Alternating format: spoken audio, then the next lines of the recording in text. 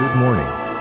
Welcome to Alone with God. Join us for the Bible verse of the day. A source of daily inspiration, and experience the beauty of the earth, is a gateway to heaven. Through prayer and meditation. Today, we will meditate on Matthew chapter 4 verse 24. His fame spread to all of Syria, and they brought to him all who were sick with various diseases and racked with pain, those who were possessed, lunatics, and paralytics, and he cured them. Let us turn to our Heavenly Father. Let us pray. Dear Lord Jesus, just as in ancient times people brought their loved ones, those who were sick, paralyzed, or close to death, to you in search of healing and hope, we come to you today with heavy hearts.